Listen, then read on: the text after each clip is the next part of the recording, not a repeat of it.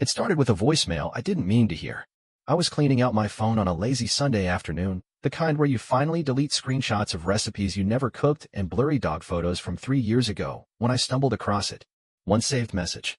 Timestamped April 9th, 2013. 10 years ago, almost to the day. At first, I thought it must have been an old reminder or a pocket dial. I was about to delete it, thumb hovering over the trash icon, when something stopped me. I played it. The voice crackled through the tiny speaker, hesitant and low. It took me a second to place it. Then I felt it. That drop in your stomach when memory slams into the present like a sudden wave. It was Nate. And just like that, the years folded in on themselves. Nate wasn't just a name from my contact list. He was the person who saw me clearest when I felt most invisible. The boy who used to wait for me after class with hot coffee and dumb questions just to keep the conversation going. The one who always looked like he was about to say something important, but never quite did. We lost touch, like most people do. One slow drift at a time. But this voicemail. It was the sound of a door I didn't know was still cracked open. Hey. It's me. I know we haven't talked in a while, but something happened today, and I just thought of you. I don't even know why I'm calling. I guess I just wanted to hear your voice. Then a pause. Then, anyway, it's probably stupid. Hope you're good. And it ended. No second message. No follow-up. Just that voice, that silence, and a feeling I hadn't felt in years. I stared at the screen like it could explain itself. What happened that day in 2013? Why did he call me, of all people, after months of nothing? More importantly, why did I never hear it until now? And that was the moment everything shifted. Because what I didn't know yet was this. That missed call would lead me to a story Nate never meant to tell. And a truth I was never supposed to find. I couldn't stop thinking about the voicemail. It looped in my head on the train ride to work, while brushing my teeth, even as I listened to people talk about things that no longer felt important. That one line, something happened today, clung to me like a burr I couldn't shake. I tried to brush it off. I told myself people say vague things all the time. Maybe he saw someone who looked like me. Maybe a song came on that reminded him of our old car rides, or that time we got stuck in the rain outside that gas station in Vermont. Who knows? But the truth was, I knew Nate. And he never said things he didn't mean. I looked up the date, April 9th, 2013. A Tuesday. Nothing significant stood out in my own memory. I just started a new job around that time, moved into a tiny apartment with thin walls and bad lighting. Nate and I had stopped talking sometime around New Year's. There was no big blowout, no fight, just that slow unraveling of someone quietly stepping out of your life without slamming the door. But still, why that day? I searched online. I didn't even know what I was looking for, his name, the date, a headline. And then, something blinked back at me from the screen. Local news, April 9th, 2013. Man found dead in Riverside Park, believed to be missing for 3 days. I wouldn't have clicked on it, except for the name. Jeremy Miles. I didn't know Jeremy well, but I knew that Nate had. They'd been close. Closer than Nate ever let on, really. I remember seeing them talk quietly outside parties, always off to the side. There was a protectiveness to the way Nate watched him, and a guilt that lingered in his eyes when Jeremy's name came up after he stopped showing up altogether. I read the article twice. Then again, Jeremy had disappeared on April 6th. His body was found 3 days later, April 9th. The same day Nate called me. And suddenly, I knew. The call wasn't random. It wasn't nostalgia. It was grief. And maybe something else, too. Because if Nate had really just needed comfort, he could have called anyone. His sister. His best friend. Even just texted someone. But he called me, someone he hadn't spoken to in months. Someone he once told everything to, until he didn't. And the way he said, I just wanted to hear your voice. It didn't sound like someone who needed support. It sounded like someone trying to remember who they were before something changed them. So now I had two questions.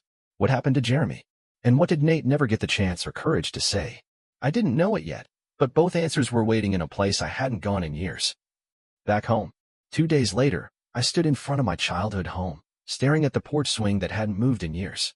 Coming back felt like slipping into a sweater that no longer fit, familiar, but tied in all the wrong places.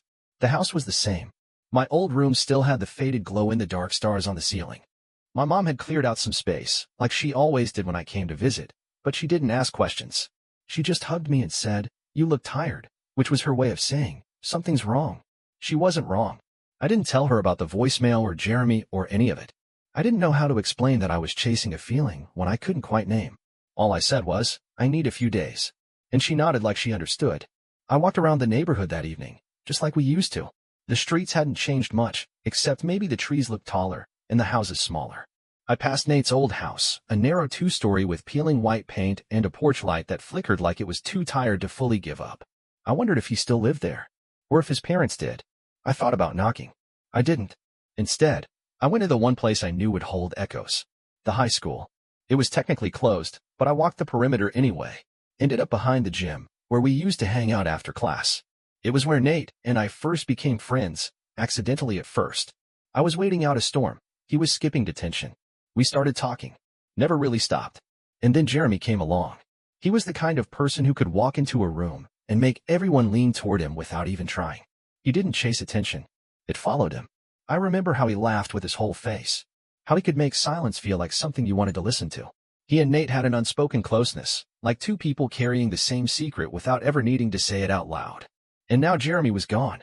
I pulled out my phone and stared at the voicemail again, not playing it, just looking at the date. April 9th. That's what brought me here.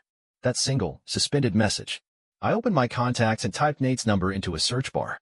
To my surprise, it was still active. Still linked to an address. Not his parents' place. An apartment downtown. I stared at the address for a long time. And then I went. The building was quiet, tucked between a bookstore and a closed-down laundromat. I buzzed his unit. No answer. I tried again. Nothing. I was about to leave when someone came out and held the door open for me without looking. I slipped inside. I knew it was a terrible idea. Maybe even borderline illegal. But something deeper than reason pushed me forward. I climbed the stairs, heart racing, and stopped in front of Unit 3B.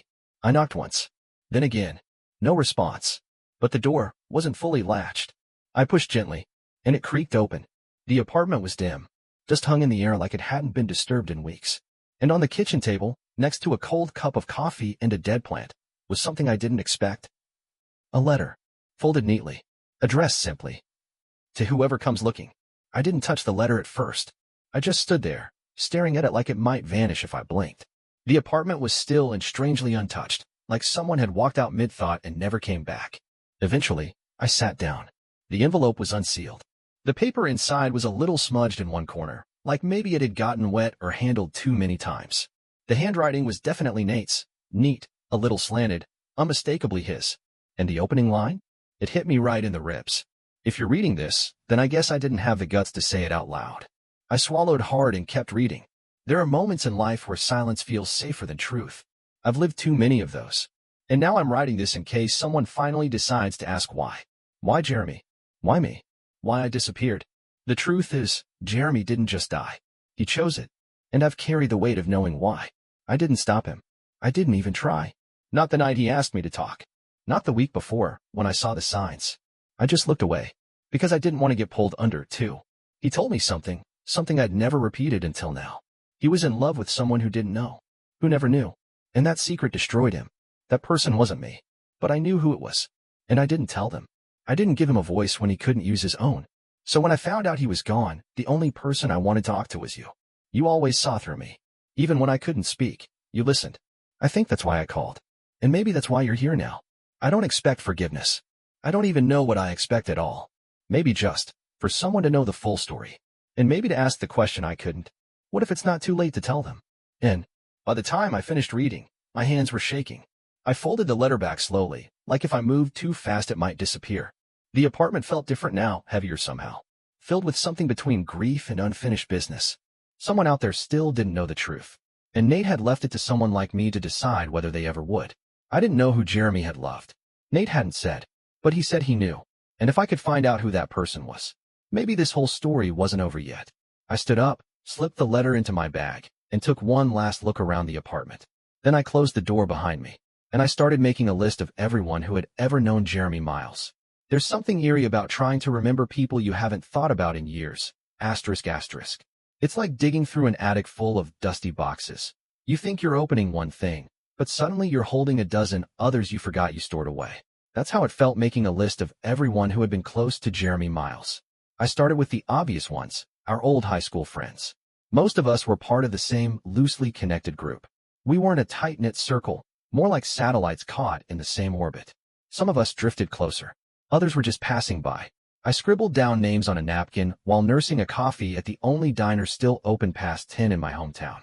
Sadie Bloom dated Jeremy for a while, though everyone knew it wasn't serious. She was more about the idea of being seen with him than actually knowing him. Ben Tran, Jeremy's debate partner. Smart, intense, a little too observant. Holly Reeves, friendly with everyone, and probably the most emotionally attuned person I knew at 17. Aiden Bell, this one gave me pause. Nate never liked him, and I never really understood why.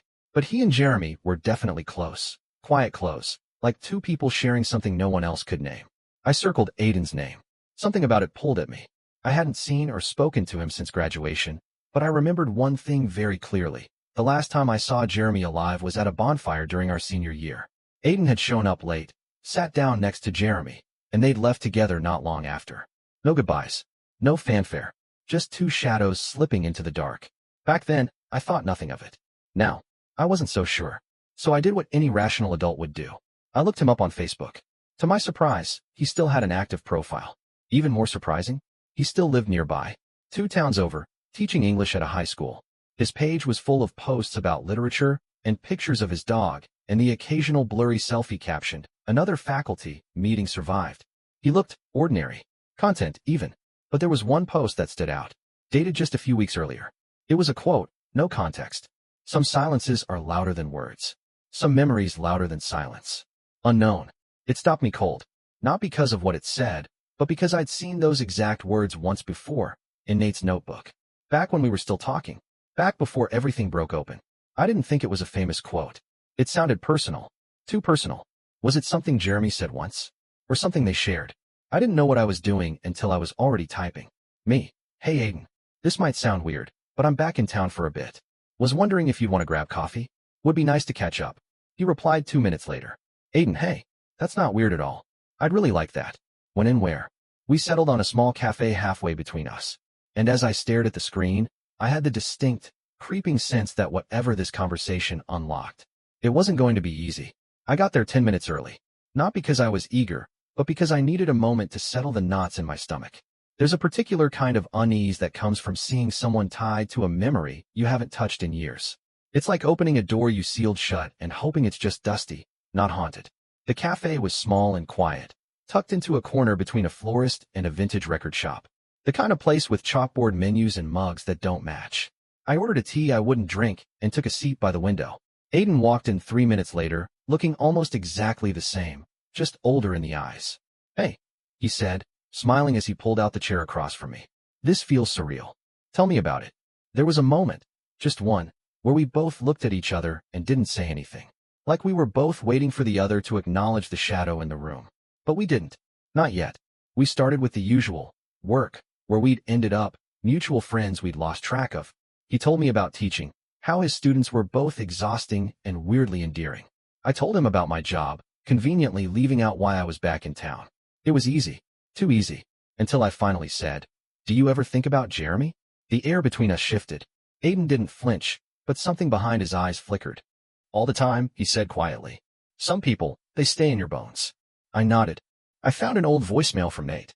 The day Jeremy died. His gaze snapped to mine, just for a second, before lowering to his coffee. "He called you." "Yeah." "Did he say anything about," he stopped himself, "about what happened?" I studied him. "He said Jeremy told him something. About being in love with someone who didn't know." Aiden's shoulders tensed. "Yeah, I remember that." "You do?" He nodded slowly. "He told me too. Not directly, but enough." I leaned in. "Do you know who it was?" Aiden was silent for a long time. Then he said, "I think you already do." My heart slowed.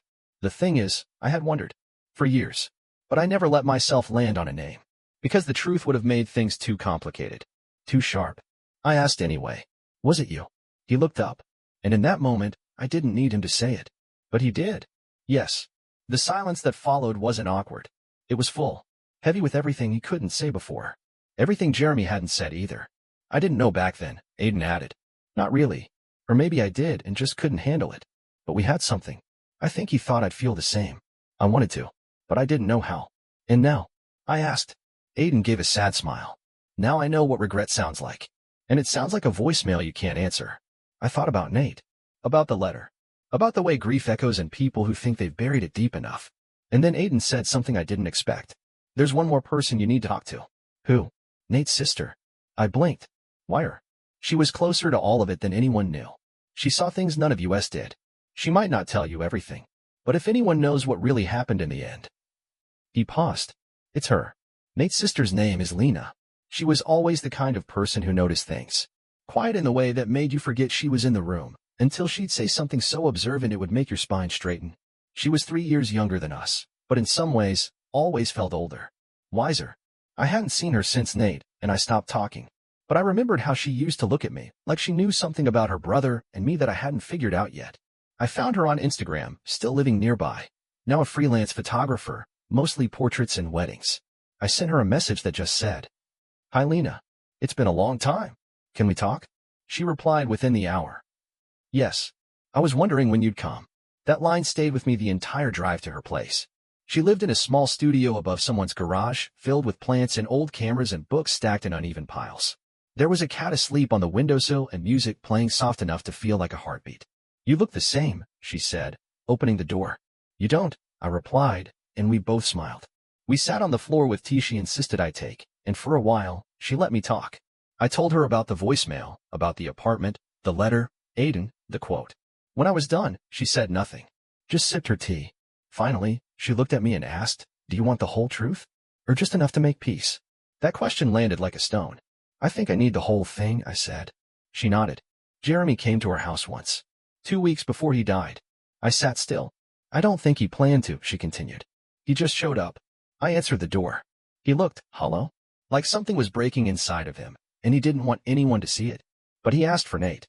She paused, as if she could still see it playing out. They sat outside on the porch for over an hour. I watched them from the kitchen window. They weren't arguing, but it didn't look peaceful either. It looked like two people trying to hold something that was slipping.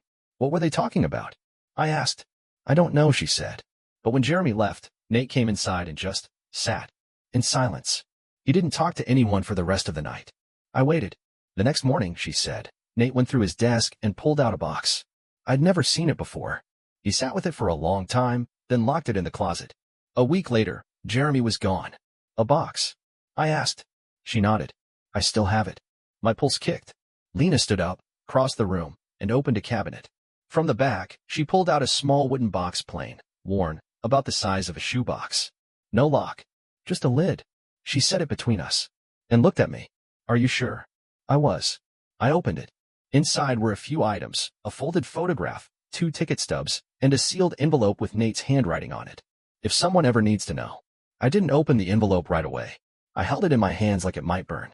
The weight of it wasn't heavy, but everything it represented was. This was Nate's final thread. The one he tied himself.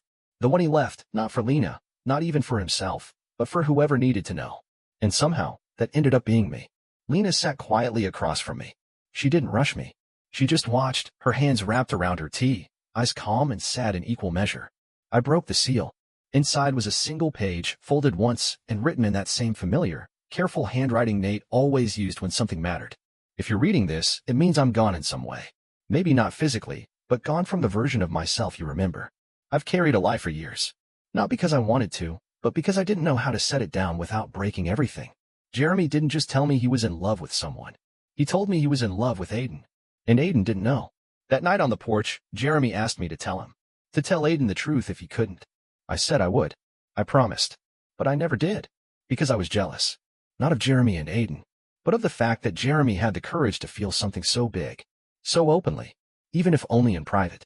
I never told anyone this, not even you, but I loved Jeremy too. Not in the way he loved Aiden, but in the way that made it unbearable to imagine a world without him in it. He made everything louder, brighter. And when he left, everything went quiet. I broke my promise. And I think, deep down, that's why I called you that day. Because you were the one person who ever looked at me like I wasn't a ghost of the person I wanted to be. I didn't know how to save him. I still don't know how to save myself. But if there's a way to put this down finally, I trust you to find it. Not for me, but for him. And I read it twice. And then a third time. By the end, my hands were trembling. Lena reached forward and gently closed the box. "I always knew," she said softly. "Not the details, but the ache. I saw it in his eyes for years." I stared at the letter. "He never told anyone." "He told you," she said. "You just didn't know how until now. I don't know how long we sat there. Maybe minutes. Maybe hours. But I knew what I had to do next. Because there was still someone who didn't know the full story. Aiden. He knew Jeremy loved him. But he didn't know Nate had been asked to tell him. That there had been a chance, a sliver of time where maybe things could have changed. And maybe knowing wouldn't undo the past. But maybe it would finally explain it. And maybe that was enough. I texted Aiden the next morning. Me? Can we talk again? There's something I didn't know last time we met. I think you should hear it. He responded within minutes. Aiden, of course. Same place? We met at the cafe again. Same table. Same window seat. It was drizzling outside, and something about the grayness made everything feel more honest. He looked up when I walked in, his eyes immediately scanning my face. You okay? I nodded. I think so. But I'm not sure you will be. He blinked, leaned back in his seat, bracing. I pulled the folded letter from my bag and set it between us. It's from Nate, I said. He left it in a box his sister kept. He wanted someone to know. Aiden didn't touch it right away. He just stared at it like it was radioactive. Then, carefully, he picked it up and began to read. I watched his eyes track the words. His breath caught once. Then again. When he finished, he sat completely still. The cafe sounds faded, the soft clink of mugs, the low hum of conversation. All I could hear was the sound of rain tapping the windows. I always wondered, Aiden said finally, voice low, why Jeremy stopped trying. I didn't say anything. He used to get this look when he talked about Nate, he continued. Like someone watching a house burn down from across the street and not knowing whether to run toward it or stay safe. I nodded. Nate promised to tell you. Aiden's jaw tightened. And he didn't. No, I said. He didn't. He stared down at the letter, as if rereading it in his mind. I was so angry after Jeremy died, he said. Angry at myself. At him. But mostly at the silence. I thought if I had known, maybe I could have. He stopped. I waited. I think Jeremy thought I didn't love him back, he said quietly. But I did. I just didn't know how to name it back then.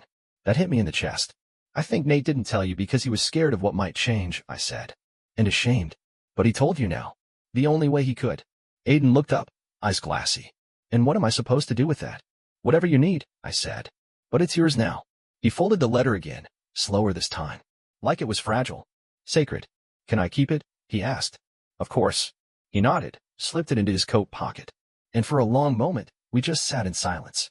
Then he looked at me, something softer behind his eyes. Do you think he ever forgave himself? I thought about Nate's voice on the voicemail. The weight in his words. The letter he wrote. I don't know, I said. But I think he hoped you would. Aiden smiled faintly. Not with joy, but with something close to release. And in that moment, I realized something. This story didn't have a happy ending. But maybe it didn't need one. Maybe it just needed to be told. I didn't go home right after seeing Aiden. Instead, I drove. No destination, no plan. Just hands on the wheel and a letter-shaped ache in my chest. The rain had slowed, misting the windshield in a way that made the world feel like it was holding its breath. I ended up at the lake. The one on the edge of town where we used to sneak off after curfew, throw pebbles into the dark, and talk about everything like it meant nothing. It was where Jeremy first told us he hated silence. Where Nate once admitted he liked it, but only the kind that means you're safe, not the kind that means you're alone. I parked and walked down to the water, sitting on one of the old benches by the shore. And for the first time since I found that voicemail, I let myself cry. Not for Nate, not for Jeremy, but for me. Because here's the part one haven't said out loud, not to Aiden, not to Lena, not to myself until now. I know what it's like to love someone and not say it.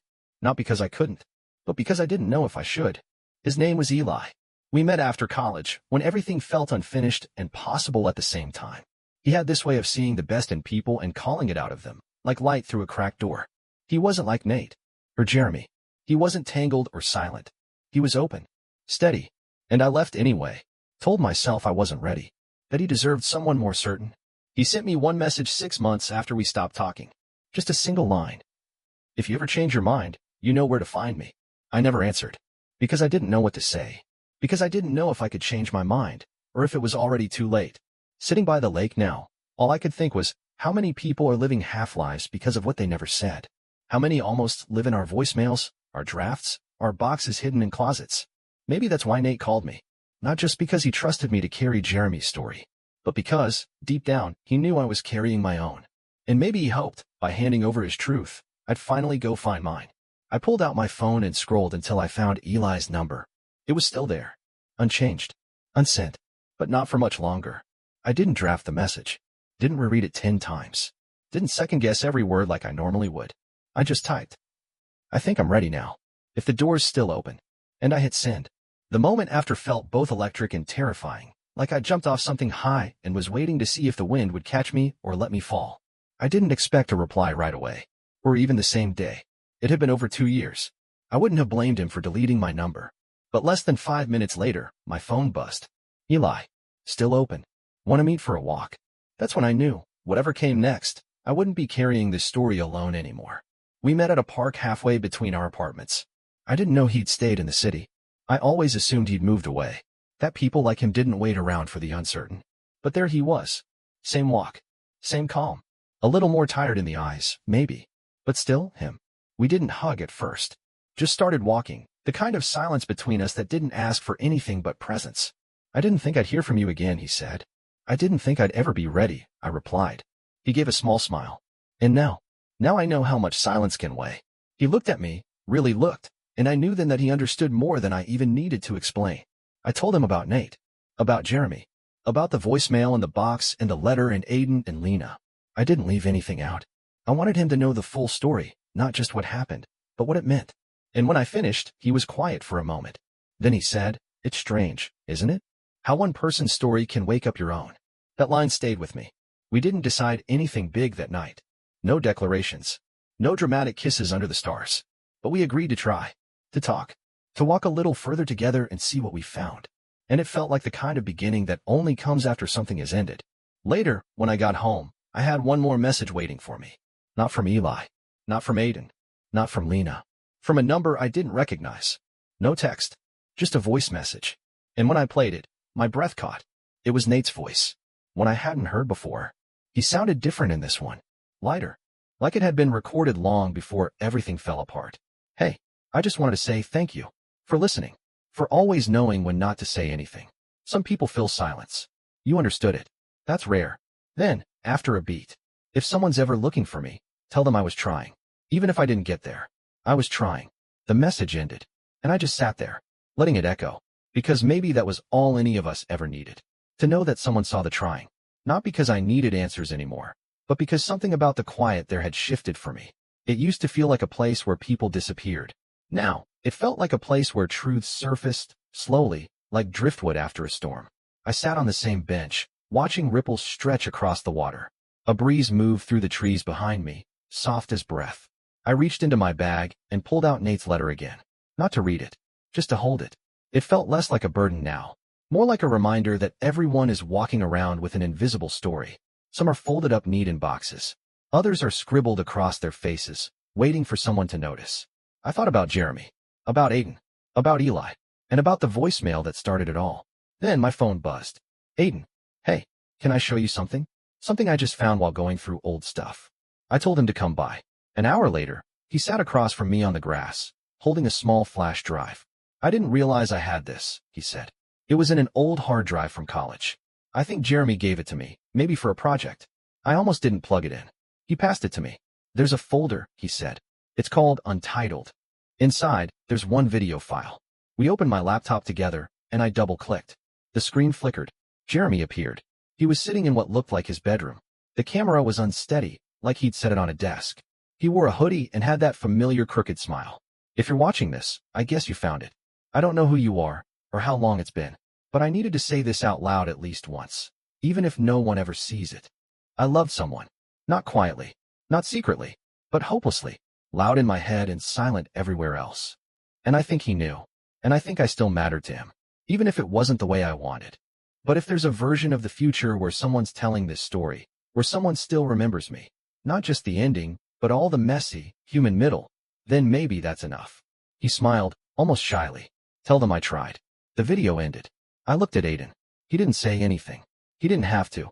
I knew he would carry this now, not as guilt, but as memory, as something he would tend to, like a quiet garden no one else knew existed. And me? I didn't feel haunted anymore. I felt whole. Because here's the twist, the one I didn't expect until I was sitting in it. This wasn't just a story about lost love. It wasn't about a voicemail, or a letter, or even a boy named Jeremy. It was about echoes, the ones we leave behind. The ones that find their way into people's lives years later, nudging them towards something unfinished. And the ones that, somehow, give us permission to start again. So I did. I started again.